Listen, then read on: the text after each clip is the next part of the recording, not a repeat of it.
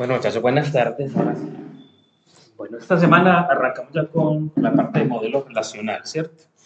Que si bien en algunas cosas tiene semejanzas con el modelo de entidad-relación que trabajamos la semana pasada, en otras se distancia bastante, ¿cierto? Y este es el modelo que realmente nos va a acercar hacia el modelo físico, que es lo que vamos a poner luego dentro del motor de bases de datos, ya como una base de datos con código, ¿cierto? Entonces, sobre el modelo relacional, dice que es un modelo, o se utiliza, ¿cierto?, para modelado y gestión de bases de datos, y es un modelo basado en la lógica de predicados y en la teoría de conjuntos. Eh, digamos pues que igual a nivel técnico nosotros no vamos a mirar ni lógica de predicados, o sea, no vamos a mirar ni tautología ni nada de eso, ni vamos a mirar tampoco teorías de conjuntos, pero de todas maneras para que sepamos que eso está basado o tiene un fundamento matemático, ¿cierto? En pura filosofía matemática o razonamiento matemático. Eh, postulado por allá en el 70 por Edgar Frank Codd, señor trabajaba para IBM en California. Eh, Este modelo está basado o fundamentado en relación, o sea, aquí todo es una relación. En el modelo entidad-relación que trabajamos eran entidades y cómo se relacionaban esas entidades, ¿cierto?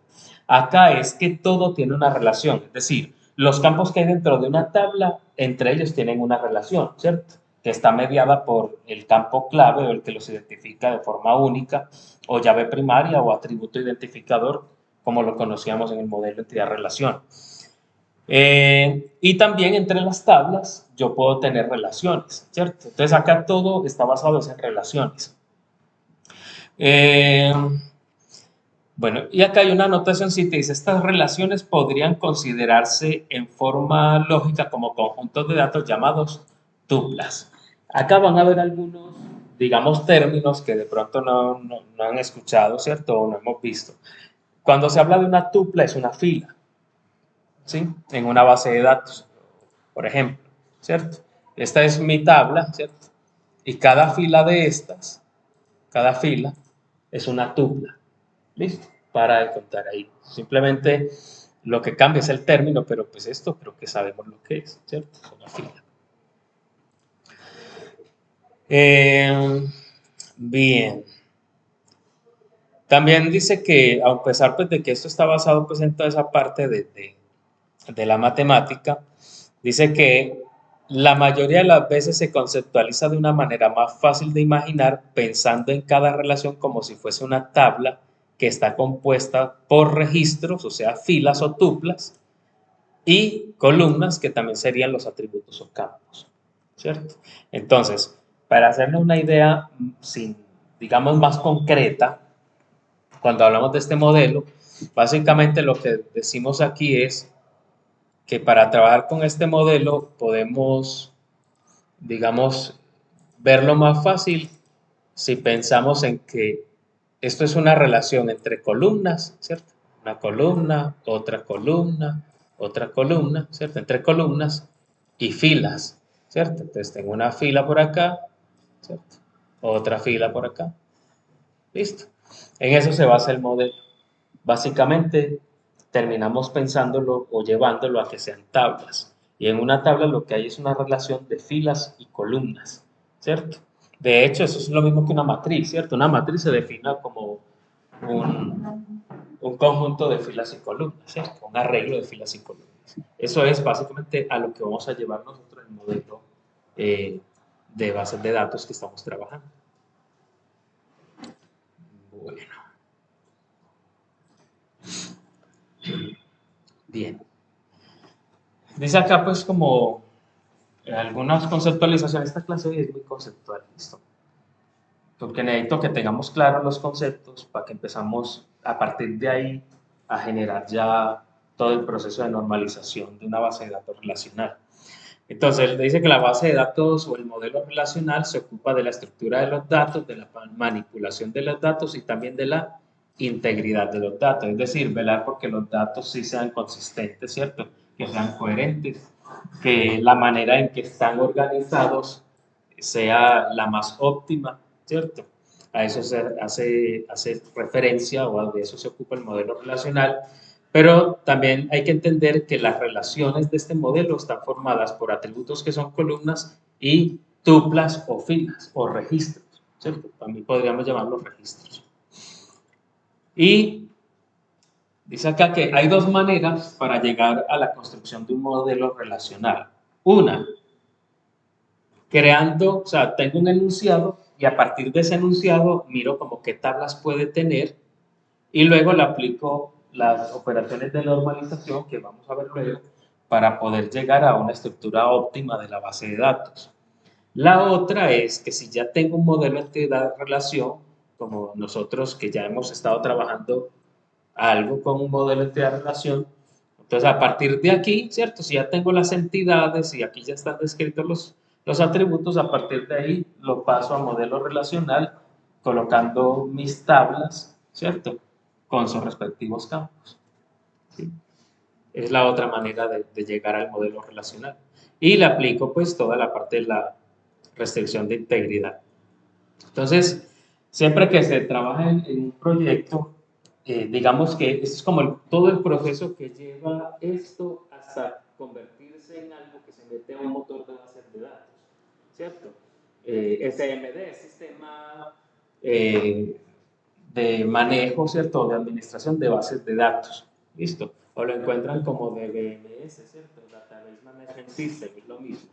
O motor de bases de datos, ¿cierto? Es lo mismo. Pero para llegar allá, entonces fíjense que se parte, y más por ejemplo cuando el proyecto es grande o es una empresa grande la que lo está llevando, mire que ni siquiera comienzan en un modelo de entidad-relación, ¿cierto? Comienzan o se comienza con un diagrama de flujo de datos, ¿cierto?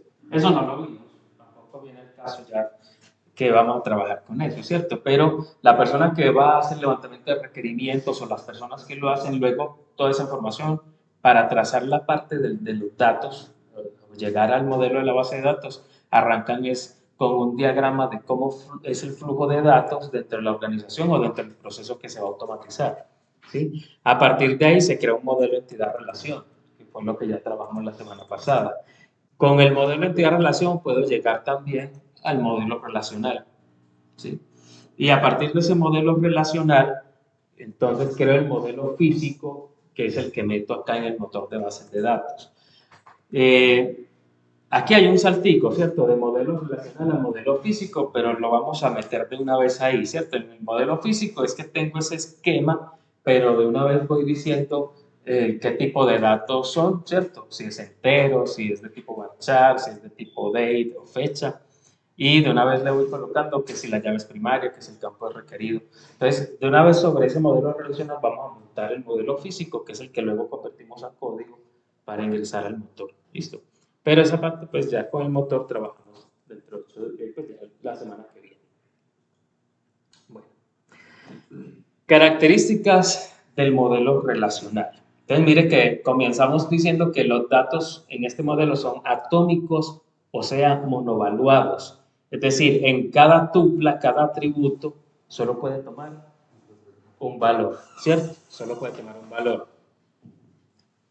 Ya nos vamos. No, mentira. Bien. Fíjense que nosotros, por ejemplo, hay unas cosas en las que se asemeja con el modelo entidad-relación y otras con las que no. En el modelo entidad-relación nosotros podemos tener aquí un atributo multivaluado, ¿cierto? El teléfono, ¿cierto? Podemos tener eso ahí. En el modelo relacional no. Todos estos atributos multivaluados se van a dar cuenta que terminan convirtiéndose en una tabla más, ¿sí? Sería otra tabla. Ahorita vamos a llegar a eso. ¿Listo? Entonces acá no permitimos, ¿sí? Campos multivaluados o atributos multivaluados en el modelo relacional no se admiten. Cuando hablamos de que los datos son atómicos, recuerden que eso también depende del proyecto o del contexto en el que se está trabajando, ¿cierto? Porque puede que haya un proyecto donde usted le pidan tener nombre y apellido, ¿cierto? Solo dos cajones para eso, dos casillas, como hay unos donde te van a pedir nombres, ¿cierto? Apellido 1, apellido 2. O hay otros donde vas a encontrar el nombre uno, el nombre 2, apellido uno, apellido 2. Entonces, dependiendo del proyecto o del contexto, hay que mirar qué tan atómico es que va a ser, ¿cierto? El otro ejemplo que he puesto con eso es el de las direcciones, ¿sí? Cuando hablamos de las direcciones, fíjense que hay proyectos donde le piden la dirección a la persona y es un solo cajoncito para llenar ahí calle tal, con carrera tal y bueno, todo el rollo interior no sé qué. Listo. Se llena en un solo cajón. Mientras que hay otros proyectos donde tienes una casilla para indicar si es calle o carrera, otro para indicar el número de esa calle o carrera, otro para indicar el número de la casa, ¿cierto? Y así que interior no sé qué, todo en una casilla diferente. ¿Sí? Entonces, esa parte de que son atómicos va a depender también del proyecto. Lo importante es que no sea multivaluado. ¿Listo? Ahora, cuando habla de un campo atómico, fíjense que, por ejemplo, eso de la dirección a veces puede ser tan atómico, o sea, una dirección a veces puede estar tan compuesta de cosas que incluso a veces hay proyectos donde si se trabaja con programación orientada a objetos, a veces se crea una clase dirección, o sea, una clase solo para la dirección. ¿Por qué? Porque tiene un poco de atributos. ¿Listo? Entonces, bueno, volviendo acá, los datos deben ser monovaluados. Si tengo algo multivaluado, quiere decir que eso requiere otra tabla. Listo. Ahí le voy dando los tipsitos. Ahora, los datos de cualquier columna son de un solo tipo. Es decir, si yo defino que algo es de tipo texto, después no puedo ir a meterle un número entero. ¿Sí? Es decir, si yo definí que el teléfono se iba a manejar como un string, ¿cierto? O marchar, ¿cierto? Tipo texto, luego no puedo ir a meter ahí el número del teléfono como si fuera un dato de tipo entero. ¿Por qué? Porque va a pasar lo mismo que le pasaba con PCI. Le va a decir que los tipos de datos no coinciden, ¿cierto? Entonces hay que conservar siempre los tipos de datos. Cada columna posee un nombre único. Al menos dentro de cada tabla no puedo tener el nombre de campo repetido. O sea, no puedo tener dos nombres. Nombre, nombre, no. Nombre uno, nombre dos, ¿cierto? O lo que hacen a veces, ¿cierto? Las name, sí, first name, last name, ¿cierto? Primer nombre o el nombre y el apellido, ¿cierto? Siempre deben tener algo que los diferencie, ¿no? Dentro de una misma tabla no puedo tener atributos con el mismo nombre. ¿Listo? El orden en que estén los campos no importa, ¿cierto? Si yo digo, es que tengo primero la cédula, después el nombre, después el apellido, no importa si tengo primero el apellido y después la cédula, después el nombre. O sea, el orden en que estén esos campos ahí no importa, no va a afectar en nada.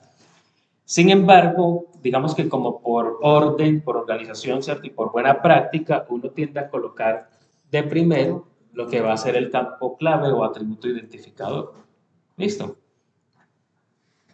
Bueno, dice que las columnas en una relación se conocen como atributos. Aquí podemos tranquilamente cambiar la palabra relación por tabla, ¿cierto? Las columnas en una tabla se conocen como atributos, sino que dentro de el marco teórico del modelo relacional yo puedo hablar de una relación como una tabla, ¿cierto? Una tabla es una relación. ¿Listo? Cada atributo tiene un dominio, ahorita explico ese dominio. No existen dos filas en la tabla que sean idénticas, es decir, cada tupla es diferente de las demás, no hay tuplas duplicadas. Recuerden que cuando hablamos de tuplas son las filas, ¿cierto? Las tuplas son las filas. Yo no puedo tener dos filas iguales. Por ejemplo, yo de lo que tenía por aquí,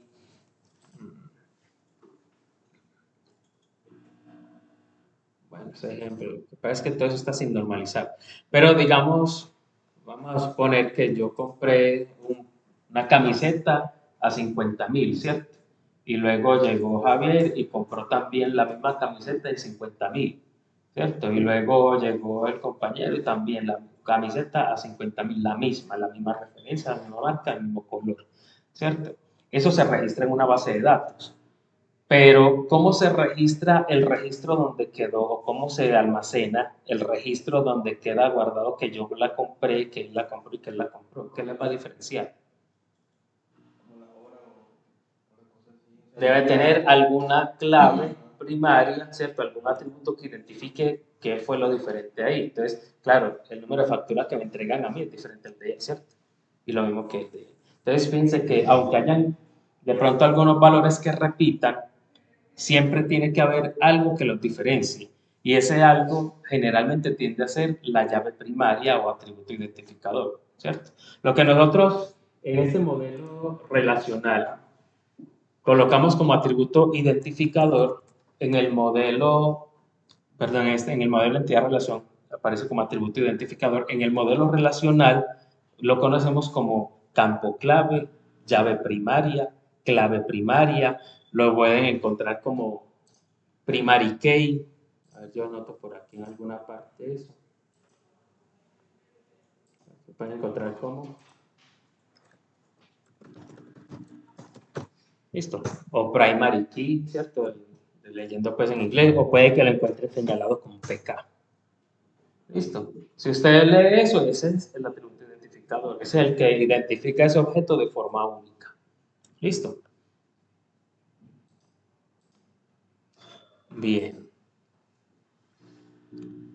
Y dice que la información en las bases de datos es representada como datos explícitos. O sea, lo que guarda ya en la base de datos es el dato real que voy a almacenar. Listo. Cada relación tiene un nombre específico y diferente al resto de las relaciones. Recuerden que cuando hablamos aquí en este modelo de relación, estamos hablando de las tablas o entidades. ¿Cierto? Entonces, cada tabla tiene un nombre diferente con la otra. No puedo tener varias tablas o dos tablas con el mismo nombre. En algo se tienen que diferenciar. Bien, entonces ahí está pues como algunas definiciones que ya hemos mirado acá, ¿cierto? Relación, tuplas, masculino, esto era de por acá.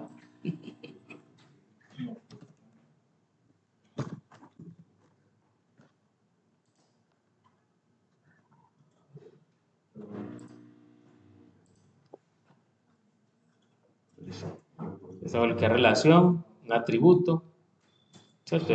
Un atributo es un campo, ¿cierto? Por ejemplo, el ID del estudiante es un campo, o el nombre del estudiante es un campo.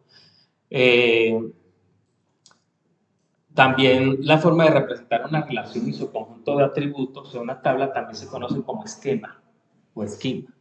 Si aparece, pues si lo ven en inglés, un esquema, ¿cierto? Bueno, sobre las claves. Bien, creo que aquí tengo. Ya sabemos que están las claves, bueno, ahorita explícame esta parte, creo que la tengo mejor organizada por aquí abajo. Sí. Seguía ahí abajo las miramos.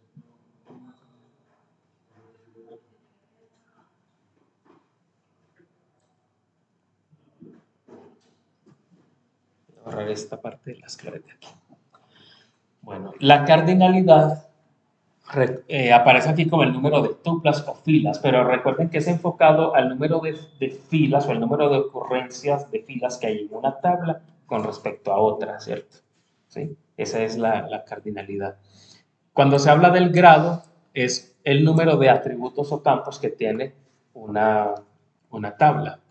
Y el dominio dice colección de valores de los cuales el atributo obtiene su, bueno, yo creo que no sería su atributo, bueno, sí su atributo y nombre, digámoslo así, como para aclarar un poquito. Entonces, por ejemplo, ¿cierto? Cuando hablo de cardinalidad, ¿cierto? Estoy hablando de que cuántas de estas cédulas puede haber repetidas aquí, sobre todo cuando ya está señalada como una llave primaria. Ninguna, ¿cierto? O sea que para este lado la cardinalidad es de 1. Pero si yo aquí pudiera repetir la cédula en otra tabla que no fuera la de los clientes, sería una llave foránea además, y esto serían muchos, ¿cierto? Muchos. Entonces podría tener muchas veces la cédula.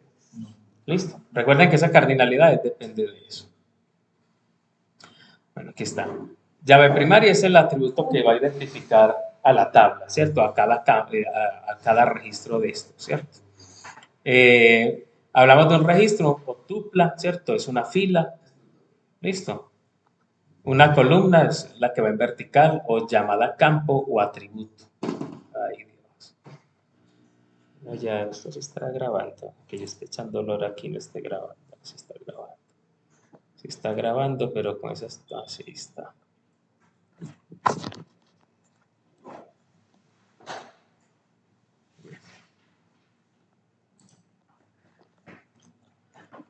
Bueno, bien, ¿qué más tenemos aquí? Bueno, se habla de grado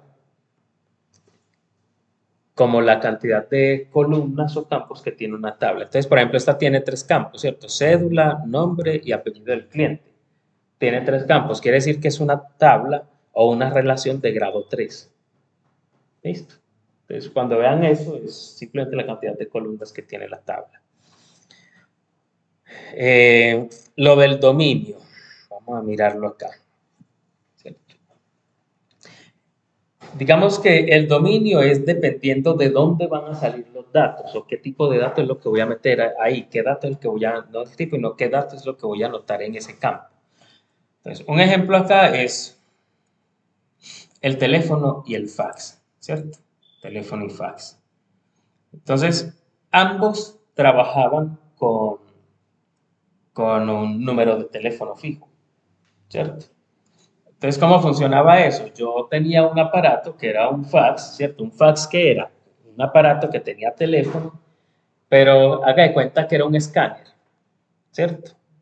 Escáner e impresora, ¿sí? Entonces traía las ranuritas así como las impresoras ahora, donde usted mete las hojas ahí, ¿cierto? Y yo le iba a mandar esos documentos a otra persona, ¿sí? Entonces la otra persona debía tener también un fax, ¿cierto? Entonces uno lo llamaba, fulano, me da línea para fax. Entonces le decía así y presionaba un botoncito allá para recibir. Entonces, ¿qué hacía eso? Me escaneaba estos documentos del lado mío y a la otra persona le aparecían allá los documentos impresos, ¿cierto? O sea, no era teletransportación, mira que no hagan esas caras. No, mis hojas quedaban acá donde yo estoy. Simplemente eso las escaneaba y le mandaba al otro lado, al otro fax, y el otro fax tenía, los fax tenían un rollo de papel por dentro, un tambor de papel, y eso iba imprimiendo en ese tambor y cortaba las hojitas. Uy, listo. Entonces el otro tenía los documentos impresos de una vez. No, eso ya no. ¿A qué podemos asemejar esto hoy?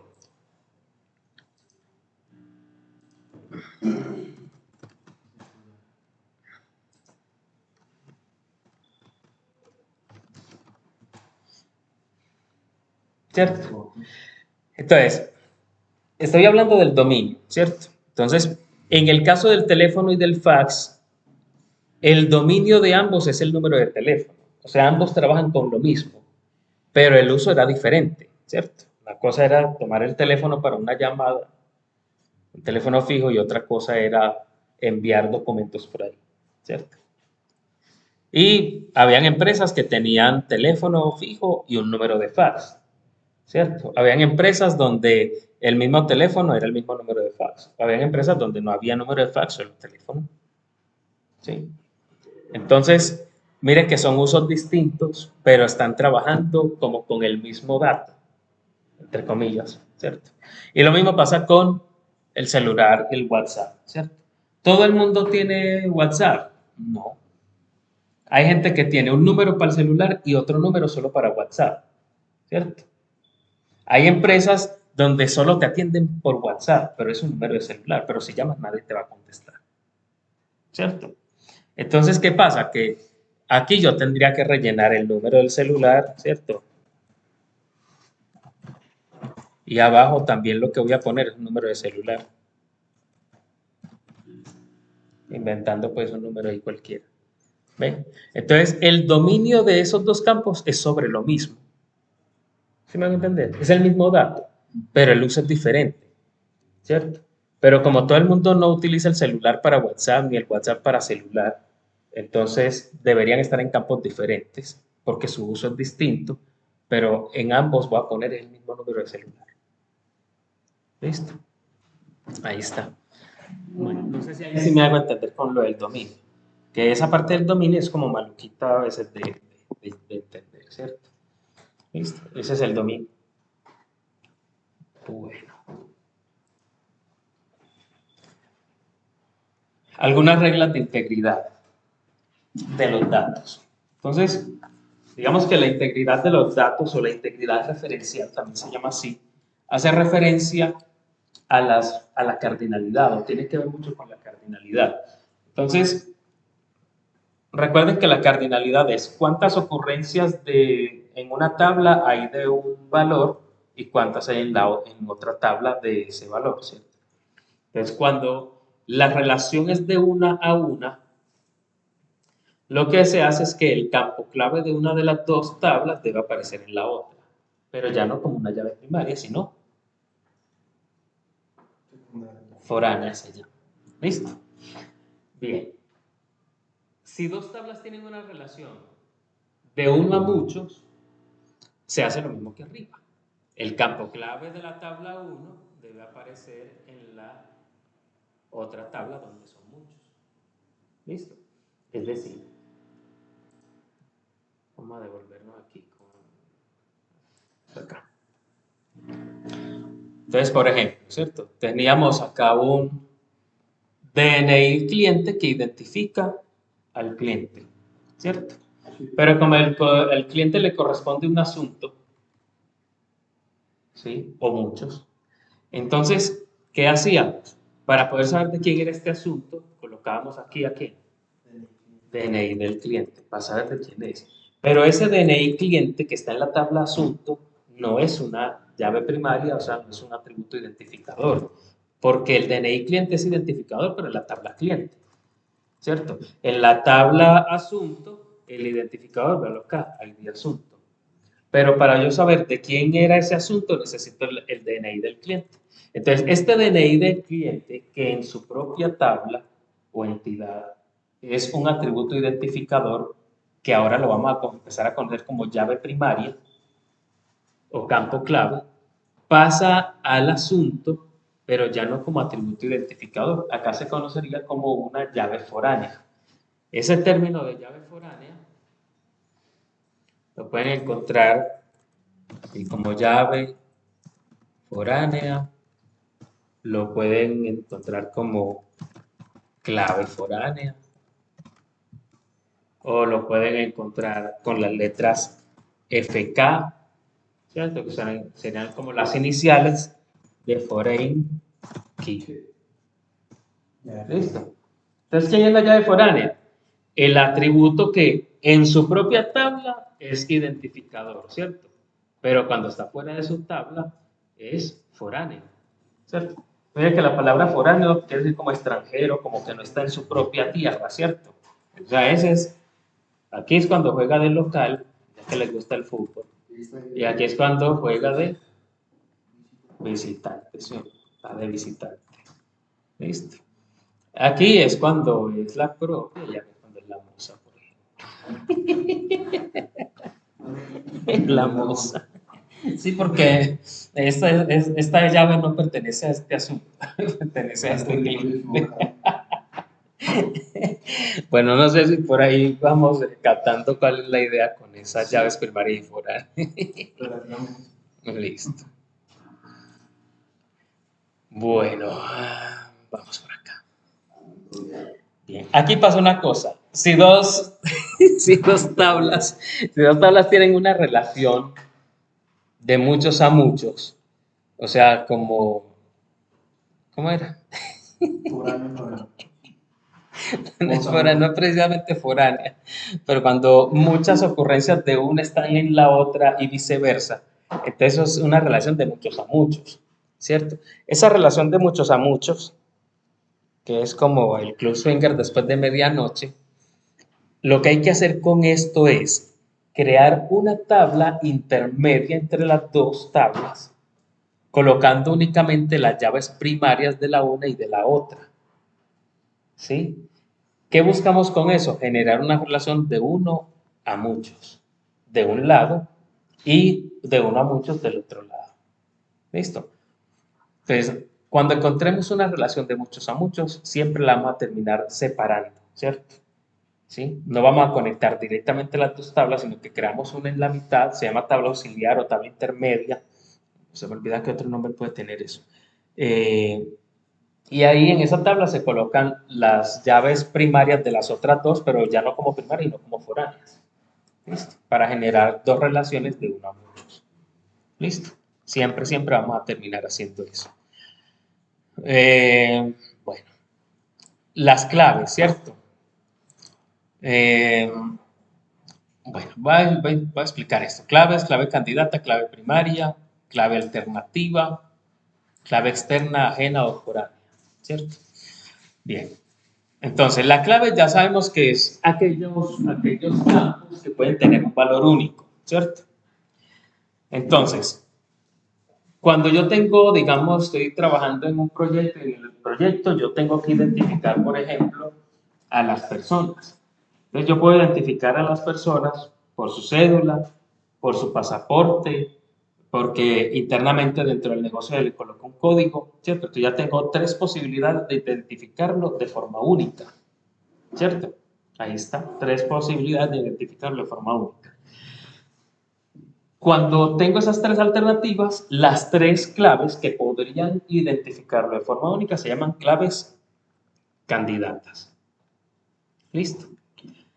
Pero de las tres yo tengo que escoger una, que es la que voy a utilizar en el proyecto como llave primaria. ¿Cierto? Entonces, cuando yo digo, bueno, tengo el pasaporte, la cédula y el código interno, yo digo, no, finalmente voy a utilizar como primaria el código interno. Entonces, el código interno es el que voy a nombrar como clave primaria. ¿Listo? Mira que aquí está, por ejemplo, mencionado otra alternativa, un root, ¿cierto? Yo puedo tener cédula, root, pasaporte y un código que yo mismo le ponga. Tengo cuatro alternativas para identificar a una persona de forma única, ¿cierto? Entonces, las cuatro eran claves candidatas, ¿cierto? Pero cuando ya escojo una de ellas, esa es la que pasa a ser clave primaria. Si lo voy a identificar con mi código interno de mi negocio, entonces esa es la clave primaria. Las otras que no quedaron como claves primarias, quedan como claves alternativas. Es decir, si en algún momento necesito identificarlo de otra manera, lo podría hacer ya no por el código, porque fue el que escogí como llave primaria, sino con el pasaporte o con la cédula o con el root, ¿cierto? En el motor de bases de datos, cuando tenemos una clave alternativa, o sea, otra que también es de un solo valor que no se repite, debemos, al crear el campo, indicarle la palabra única para que el motor de bases de datos sepa que ese tampoco se puede repetir. ¿Cierto? Pueden haber dos personas con el mismo número de pasaporte, dos personas con el mismo número de cédula, dos personas con el mismo root. No, imposible. ¿Cierto? Entonces, por eso se debe indicar esta palabrita. Listo. Eso le indica al motor de bases de datos que también son claves únicas. ¿Cierto? Solo puede aparecer una sola vez ese valor. Y esto que es el clave externa, clave ajena o foránea, que es lo que les acabo de indicar ahorita, ¿cierto? Es una llave que en su propia tabla es una llave primaria. Pero cuando necesito incluirla en otra para poder establecer la relación, entonces ahí pasa a llamarse una clave ajena o foránea o externa. O llave foránea o llave ajena o llave externa. ¿Listo? Y por ahí es donde se da pues, la relación. ¿Sí? Por ahí es donde se da la relación. Bien.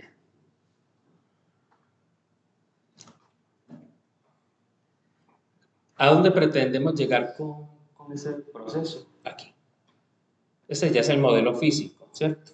Ya nos dice el nombre, ¿cierto? La tabla matrículas tiene el campo ID matrícula, ID alumno, grado, fecha, ¿cierto? El campo personas, tengo ID persona, nombre, apellido y root. Entonces, por ejemplo, fíjense aquí,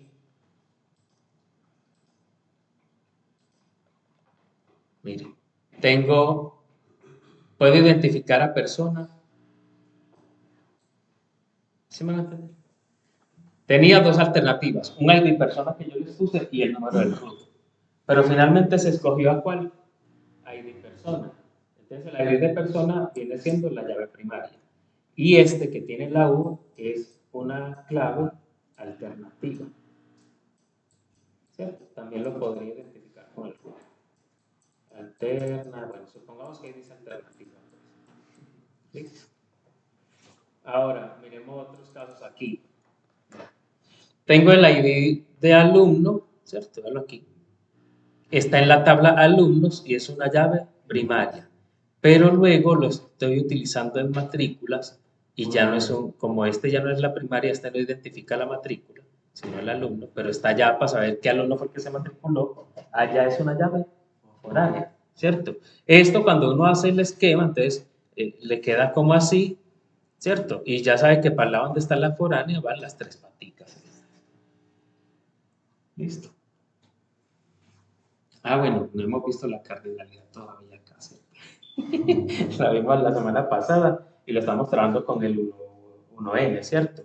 Esto es lo que sería el 1 y esto es lo que sería el N. Muchos. ¿Listo? En el diagrama que vamos a empezar a trabajar esta semana no va a ir ni el 1 ni la N, sino que va la unión, ¿cierto? Pero con el 1, con la N para muchos. Perdón, en el diagrama relacional, entidad-relación es 1N y en este es la línea suelta aquí, la pata de gallina está aquí arriba, ¿cierto? Que esa pata de gallina realmente no es pata de gallina, es pata de águila, yo no me acuerdo ya, pero yo ya la dejé así. ¿Listo? ¿Qué más les digo de ahí? Bien, esto se llama modelo físico porque entonces, mire que acá de una vez ya vamos a indicar el tipo de datos, entero, ¿cierto?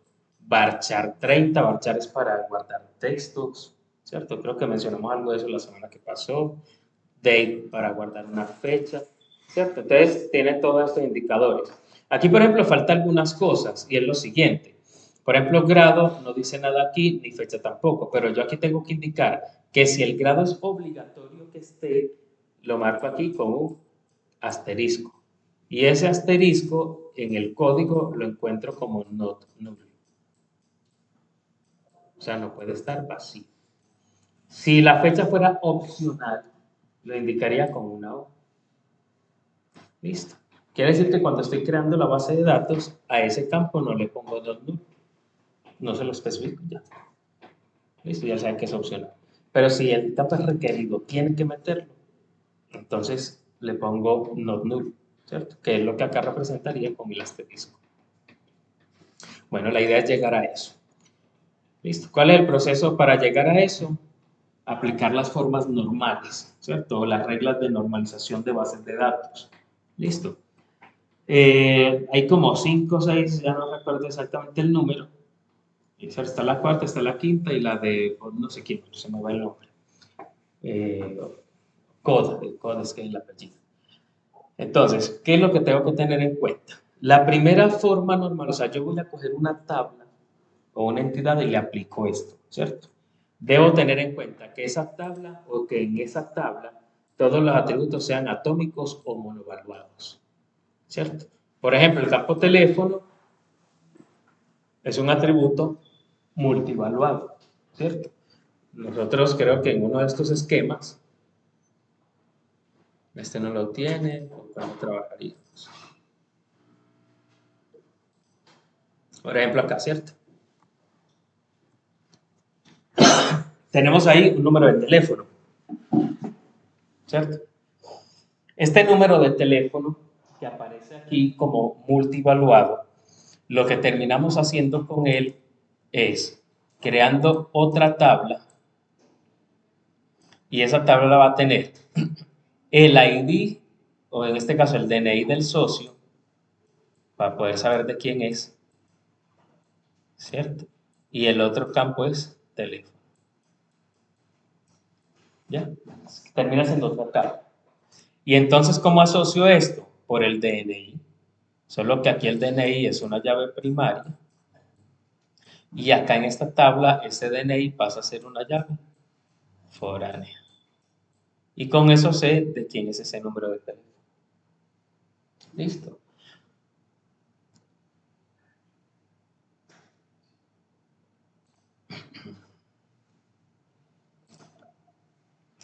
Bien. Dice, cuando un atributo es multivaluado, se debe crear una tabla aparte con ese atributo y la llave foránea que lo acompaña. La tabla contiene una clave primaria única, ¿cierto? Recuerden que cuando estábamos trabajando con estos modelos, yo les decía, si no especifica un ID, vamos por ejemplo con ¿cierto? Yo le decía, si en la descripción de la actividad, ¿cierto? En la descripción del problema no dice nada de un ID, usted lo pone. Por ejemplo, ahí no aparece un ID de película o un ID de cinta, pero pues tengo que ponerle algo que identifique esa entidad. Ni decían nada de un ID para la lista de espera, pero ¿cómo identifico ahí, ¿cierto? Entonces, si no dice nada, tengo que agregar uno, ¿cierto? Ya analizo el problema y digo cuál podría ser ese ID y lo agrego. Listo. Pero siempre toda tabla debe tener una llave primaria, un campo clave. Dice que la clave primaria no contiene atributos nulos. Es decir, no podemos tener filas donde esté todos los datos menos la llave primaria, ¿cierto? ¿Sí? Por eso es que cuando usted llega a alguna parte y usted dice, ay, después le traigo la cédula, ¿qué le dice? Entonces no podemos hacer el proceso, porque la llave primaria es la cédula, no puedo ponerte ahí sin llave primaria. ¿Ya? Entonces, eso es lo que pasa. Entonces, usted se enoja porque, esta vieja no, es que no te quiso atender, es que no puede.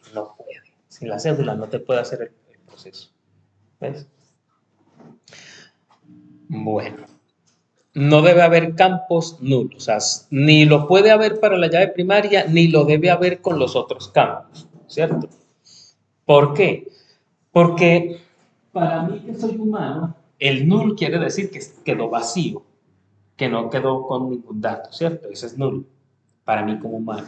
Pero para el motor de bases de datos, eso que no le puse dato, lo tiene que poner él como null, ¿cierto? O sea que va a estar utilizando espacio de todas maneras y gestión para poder identificar el null. ¿Ya? Entonces, ¿cuál es la idea? Que una tabla no tenga cosas vacías. Profe, entonces, ¿qué hacemos con un null? Dice aquí. También se soluciona creando con el atributo implicado con el null otra tabla y ahí le añadimos también una llave foránea para que lo acompañe. ¿Listo?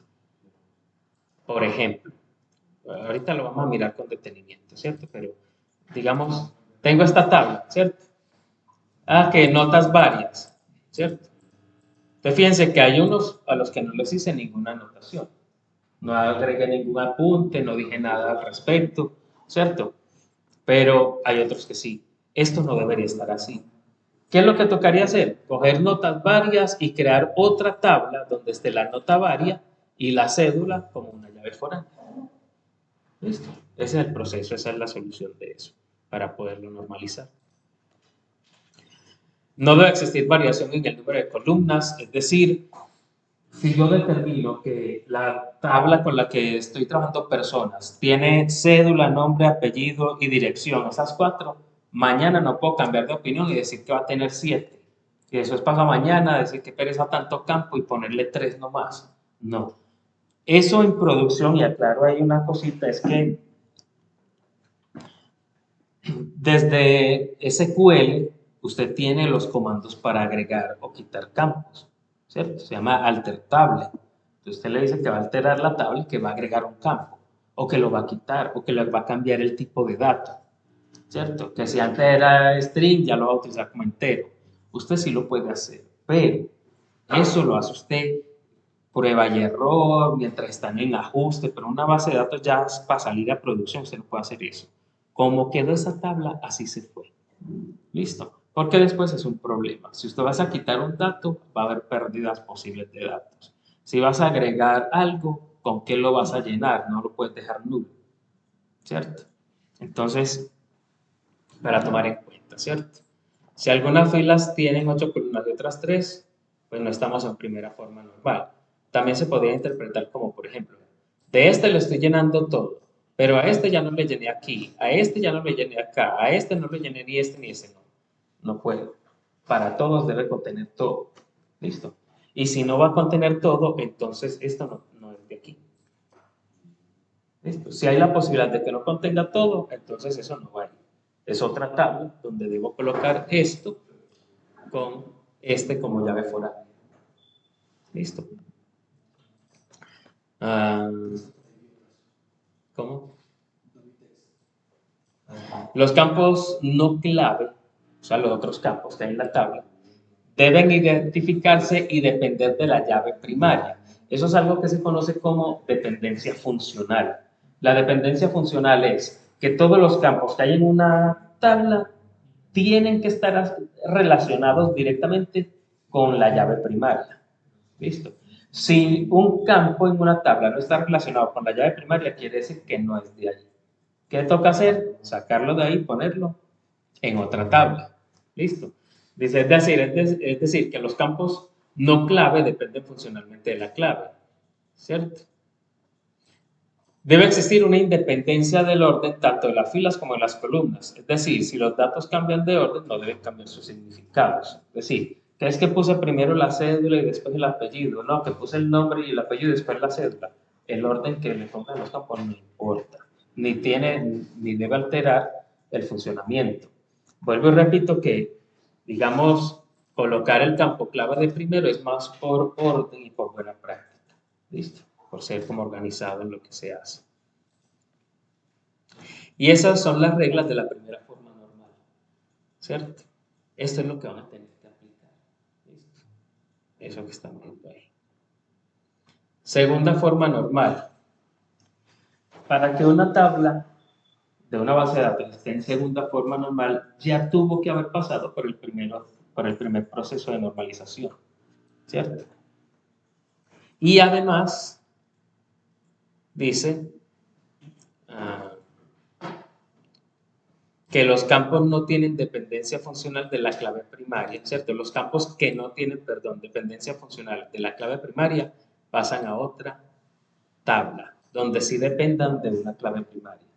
Es decir, tengo unos campos que dependen de la clave primaria y hay otros que no se sabe por qué están ahí, ¿cierto? No tienen nada que ver con la llave primaria. Esos que no tienen nada que ver con la llave primaria los cojo, los saco de ahí y los dejo a otra tabla. ¿Listo? Y si entre ellos no hay ninguna llave primaria, entonces les asigno una. ¿Listo? Para que dependan así de una llave primaria. La tercera forma normal dice que tienen que ya estar en primera y segunda y no deben tener dependencias transitivas. Es decir, no puedo tener un campo que dependa de otro campo. Hablo de los campos normales, ¿cierto? O sea, todos dependen de la llave primaria. Pero si tengo uno que depende de otro campo, que no es llave primaria, quiere decir que eso tampoco va en esa tabla. Me toca sacarlo y ponerlo en otra. Entonces, en resumen, esas son las tres formas normales. Si ustedes se fijan, casi que si usted aplica la primera, prácticamente ya está casi lista con la segunda y la tercera. Listo. Bueno, el ejemplo para esto. Vamos para acá. ¿Cierto? Primer ejemplo. Tengo esta tabla con los datos clientes, ¿cierto? Entonces dice cédula, nombre del cliente, apellido del cliente, notas varias, teléfonos, email. ¿Cierto? Tanto las notas como los teléfonos y como el email pueden ser multivaluados, ¿cierto? Porque puedo dar dos correos, ¿cierto? ¿Cuál es tu correo? ¿El personal o el de la empresa? Deme los dos.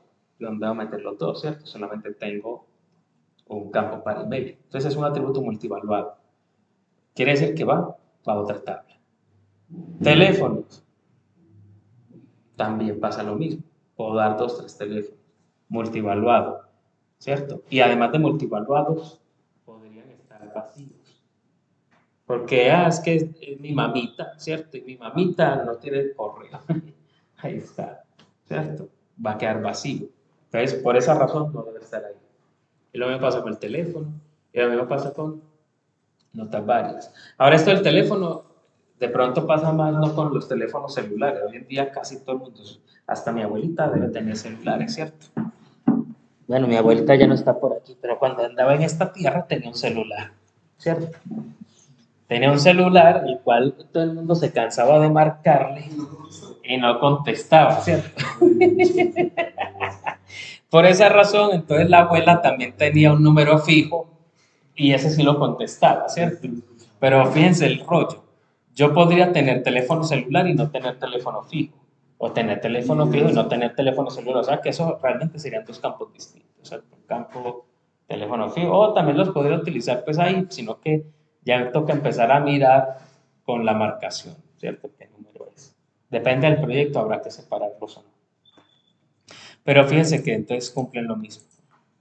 Multivaluados, pueden tener nulos. Entonces, ¿cómo haríamos para normalizar esto? ¿Sí?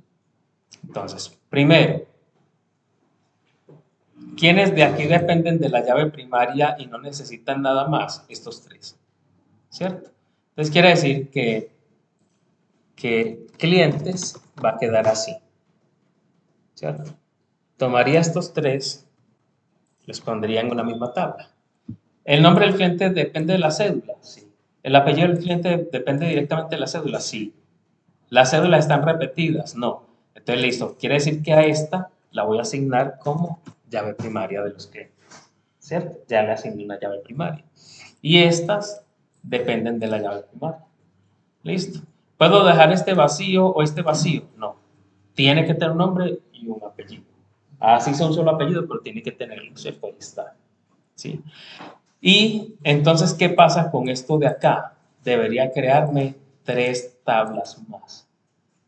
Una tabla donde voy a tener a la cédula con las notas, ¿cierto? Déjame yo cuadro esto acá.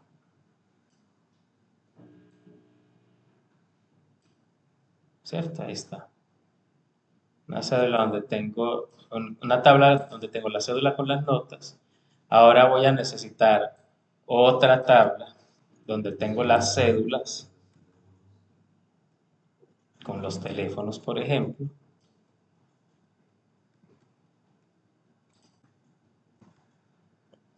Y otra tabla donde voy a tener las cédulas con los correos.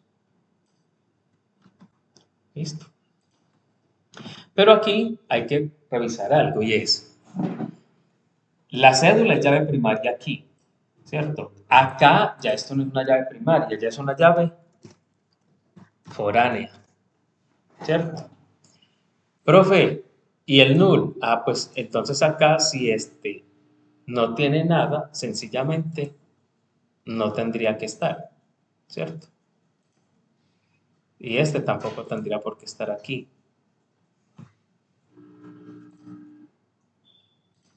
¿Ya? Entonces fíjense que ahora, si tiene notas, sí aparece. Y si no tiene, no está. Entonces no hay null. Y lo mismo pasaría con el email. O sea que este señor de aquí que no tiene un correo, pues, ¿qué hace ahí? No tendría por qué estar acá. ¿Cierto? Entonces así ya tengo mi tabla con los emails, con la cédula, que sería ya una llave foránea, para poder identificar de quién es, ¿cierto? ¿Quién es el cliente? Y tendría la misma situación con los teléfonos. La cédula que aparecería como un foreign key y el teléfono. Y este señor que no dio ningún teléfono, pues sencillamente también desaparece de aquí, ¿cierto? De ese modo, bueno, esto aquí pasa porque esto lo tengo es con una fórmula. Al moverlo ya botó la fórmula. Pero entonces vamos a cogerlo de acá y lo voy a pegar como valores. Ahora sí, ¿cierto? Y este Snoop Dogg debería estar aquí arriba. Listo. Entonces, de esa manera ya tengo sus... Estos señores dependen de la llave primaria, no hay multivaluados, no hay nulos, ¿sí? Creé la otra tabla. Me falta una cosa. ¿Cuál cosa? Que toda tabla debe tener un atributo que lo identifique. Entonces me creo un ID genérico, ¿cierto? Genérico que se autoincremente en la base de datos solito, es decir, que el mismo en la medida que se va metiendo va colocando aquí 1, 2, 3, 4, y ese mismo me sirve aquí abajo. Obvio no sería el mismo, sino que en esta tabla también creo un atributo, un ID genérico, ¿cierto? Y lo mismo pasaría pues acá, ¿cierto? Le agrego un ID a este, que sea genérico. Y ya ahora sí cumple, ¿cierto? Con esas reglas de normalización. Entonces, vengo y pregunto, ¿cierto? O sea, después de que yo las separo, vuelvo y les aplico a todas lo mismo, ¿cierto? Entonces, tiene, aquí ya no voy a preguntar por la segunda y la tercera norma porque todo eso lo separé ya. Si lo tengo que preguntar es con estas que quedaron separadas, ¿cierto? Entonces, ¿dependen de la clave primaria? Sí. ¿Dependen de la llave primaria? Bueno, podemos decir que sí, tiene un atributo que identifica, pero esto solo es una tabla auxiliar acá, ¿cierto? Y lo mismo pasa acá. Pero lo que nos interesaba corregir era los nulos, ¿cierto? Y los multivaluados, y ya no los tenemos ni nulos ni multivaluados. Listo, entonces ahí nos queda normalizado esto. Listo. Es muy fácil encontrar, por ejemplo, empresas donde, sí, nosotros anotamos todo así. Y creen que como van a sistematizarlo, vamos a hacer el software a la medida, creen que no es sino coger eso, copiarlo y pegarlo allá. Y eso así no sirve. ¿Por qué? Porque para trabajar una base de datos relacional tiene que cumplir con las formas normales. Listo. Si no, no vas a tener integridad en los datos. Tu base de datos no va a ser confiable. Listo. Bueno, vamos con otro ejemplo. Listo. Entonces tengo aquí una tabla donde registro los pedidos, ¿cierto? Tengo el número de pedido, el código del artículo, la descripción del artículo, la cantidad y el precio del artículo. Muy bien, ¿qué hacemos con ella?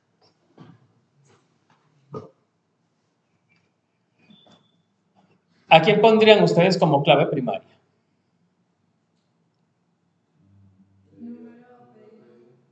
El número de pedido. Listo. Todo lo que hay acá depende de esta llave primaria. Antes por ahí ya me están diciendo que esto también puede ser una llave primaria. O sea que tengo dos posibles llaves primarias. Y todos dependen de esta llave primaria o todos dependen de esta llave primaria. Hay una repetida. Aquí, ¿cierto? Entonces, ¿cómo cuadramos esto?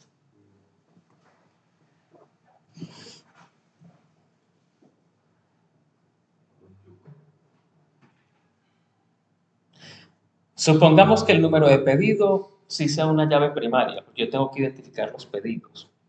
Después le solucionamos qué pasa ahí, ¿cierto? Pero de entrada tengo que tener el número de pedido. Entonces, voy a coger el número de pedido, lo voy a pasar para acá, ¿cierto? Entonces tengo la tabla pedidos con el número de pedido. ¿Qué tengo que conservar en el número de pedido? El código del artículo. ¿Qué más necesito conservar en el? No. La cantidad, cuántos me pidieron, ¿cierto? ¿Cuántos me compraron? ¿Y qué más? Y el precio, porque yo tengo que saber a cómo le vendí, ¿cierto? Igual con ese precio pasa una cuestión que vamos a mirar enseguida. Ya separé los pedidos.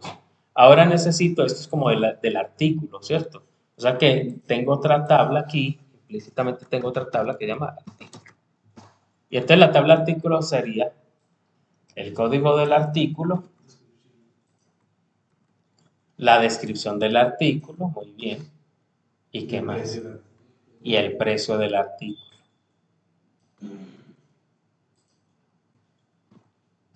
Profe, ¿precio del artículo dos veces?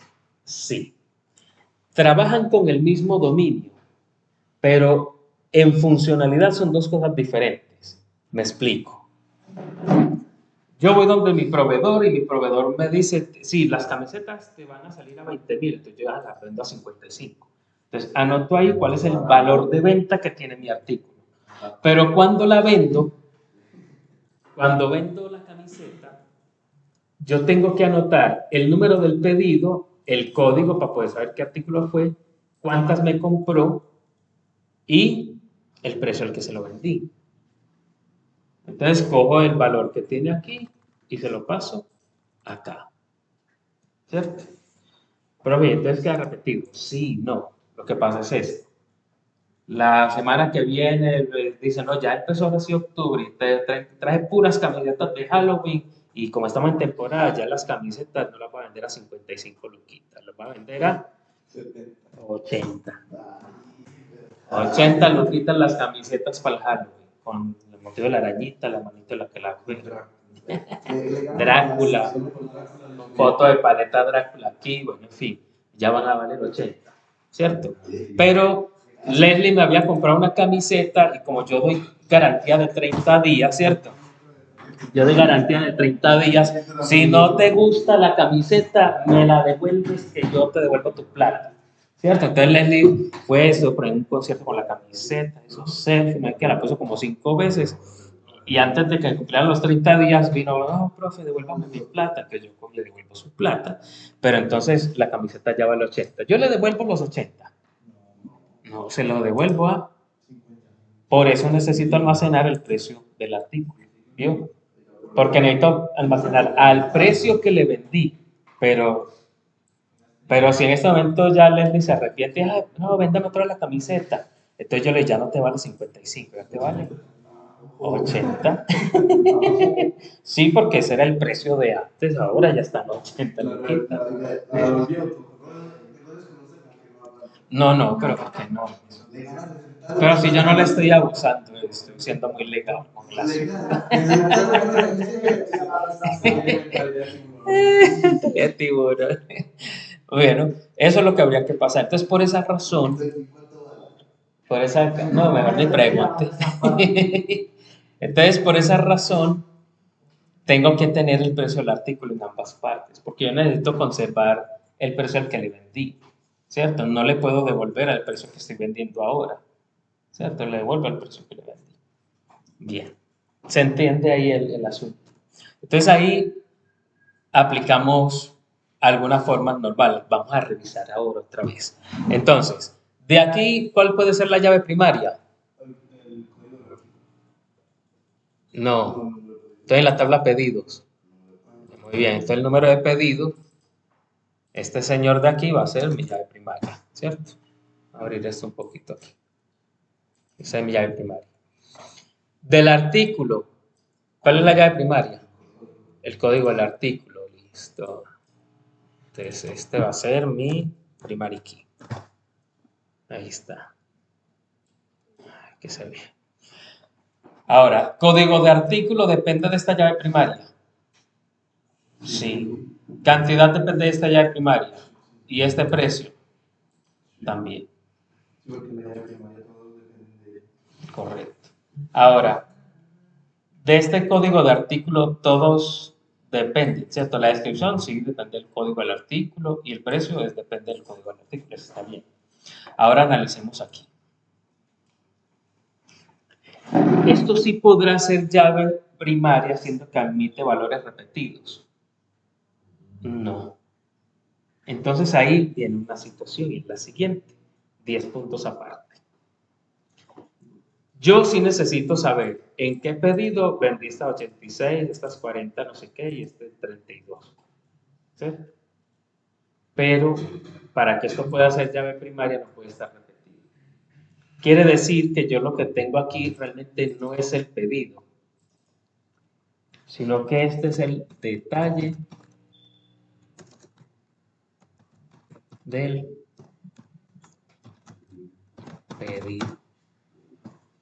Lo que quiere decir que necesito la tabla pedidos.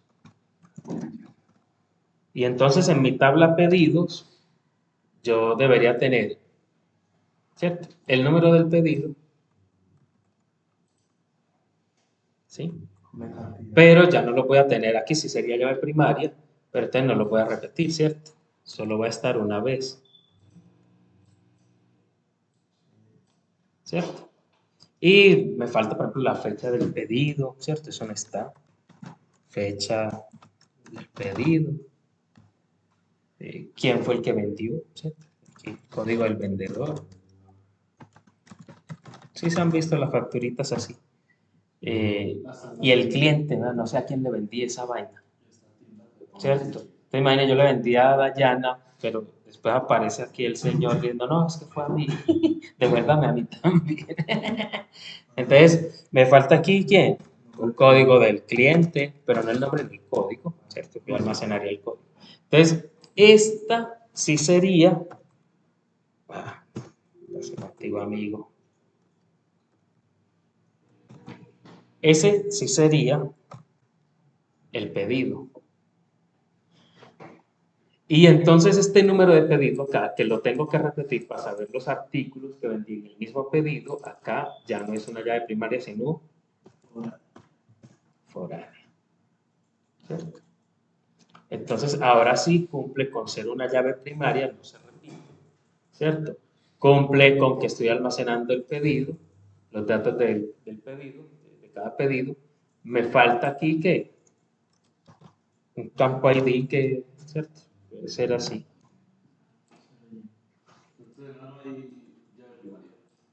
¿Cómo? ¿Quién? En esta. La llave primaria sería esta.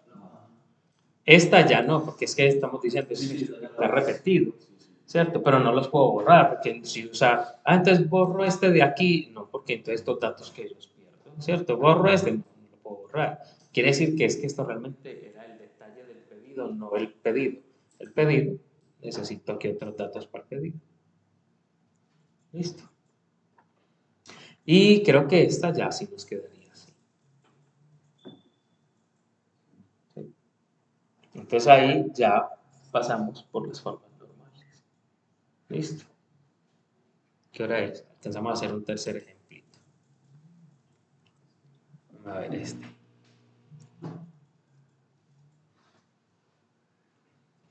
Bien.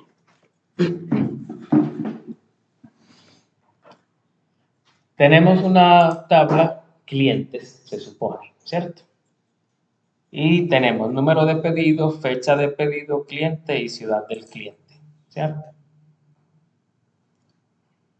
Muy bien. ¿Quién sería la llave primaria?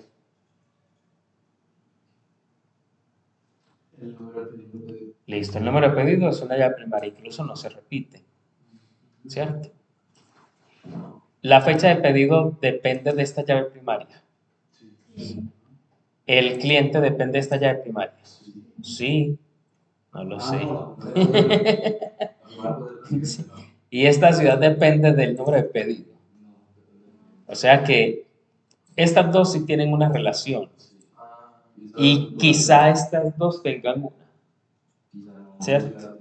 Vamos a mirar. Entonces, ¿cómo? Sí, vale. Ah, bien, entonces aquí vamos a colocarle, por ejemplo, vamos a separar, ¿cierto? Entonces tengo una tabla, tendría una tabla de pedido, ¿cierto?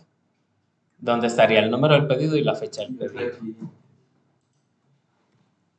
¿cierto? Y tendría otra tabla clientes. A ver, ¿será que necesito tanto espacio? No, aquí. Tengo una tabla cliente donde voy a tener esto, ¿cierto? Ahí está.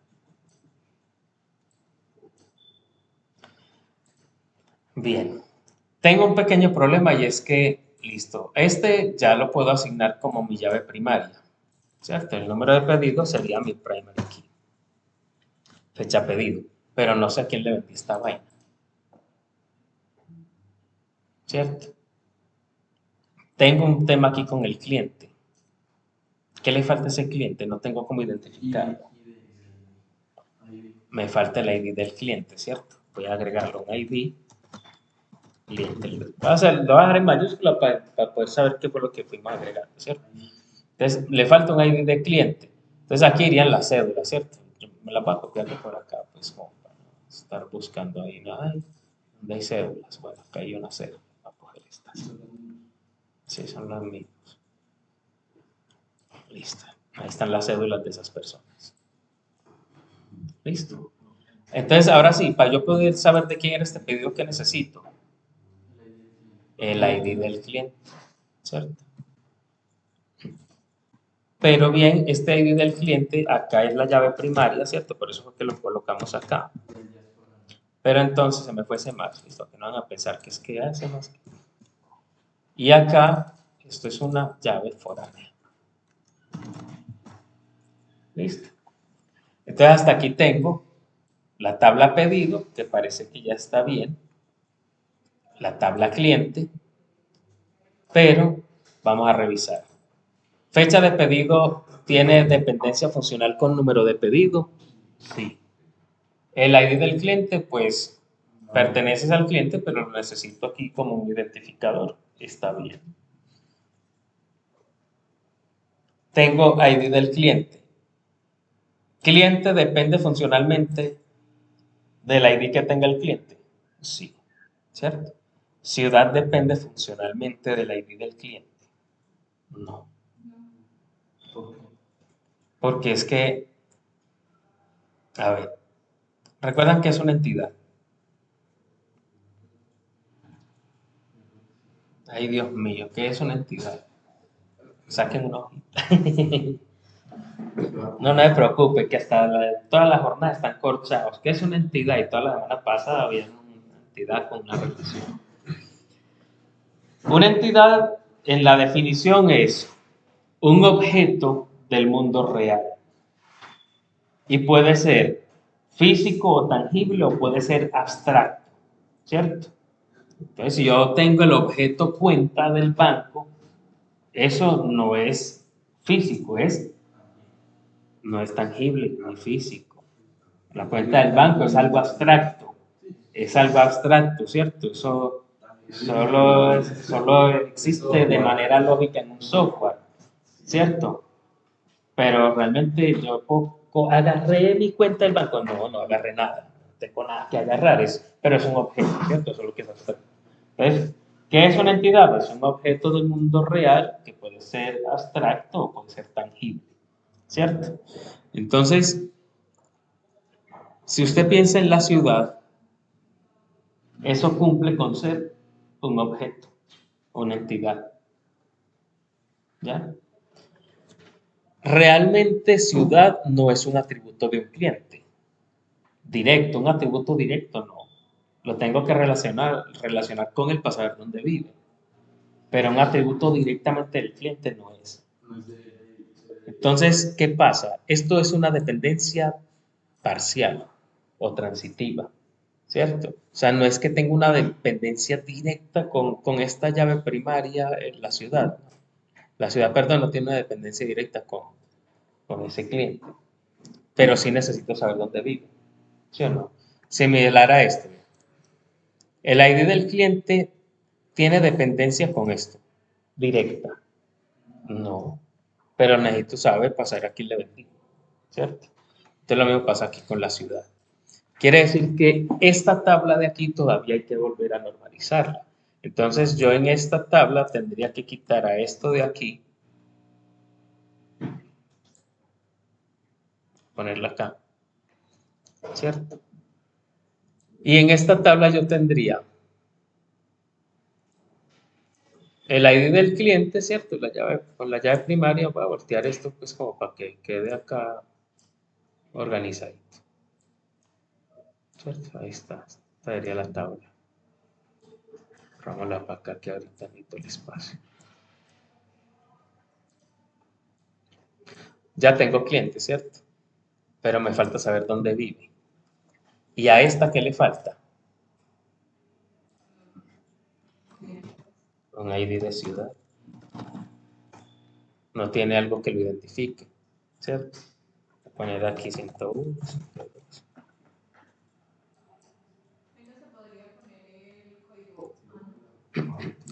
El código de...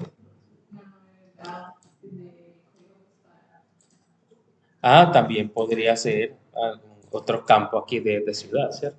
Y ya definiría si utilizo el código postal o un ID que yo le ponga como llave primaria. ¿Listo? Entonces, ya tengo la tabla ciudad, ¿cierto? Ahora sí, esto sí depende de su clave primaria, pero no sé todavía dónde vive el cliente. ¿Qué cojo? El ID de la ciudad y se lo agrego al cliente, pero el ID de ciudad acá es una llave foránea, ¿cierto? Y el ID de ciudad acá, en ciudad, esta sería la tabla ciudad, y el ID de ciudad aquí sería una llave foránea.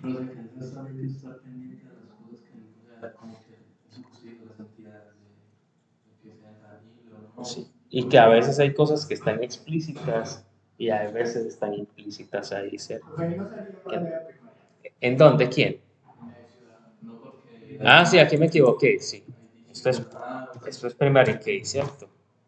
Y acá sí es FK, listo. Muy bien. Entonces ahí, fíjense que ya me ha quedado normalizado. ¿Cómo? No entendí. Están repetidos. No, como que están repetidos. Ah, pues puse la misma cosa, pues, pero esto es de la ciudad y esto es del pedido. Bueno, entonces ya voy, pues, tal vez para que no llore. Es que puse la misma. Acá vamos a cambiarlos, pues, ¿cierto? Listo. Entonces ahí, digamos que ya está normalizado, ¿cierto? Ujú. ¿Qué nos faltaría cuando vayamos a armar ya este esquema? Empezar a decir que ese esquema, en el esquema anexar, por ejemplo, qué tipo de dato va a ser esto, qué tipo de dato va a ser esto. Y falta la cardinalidad, no lo hemos visto. Listo. Bueno, preguntas tienen hasta ahora. ¿No? Bueno, entonces dejaremos ahí por hoy. Recuerda suscribirte. Dale like. Dale like.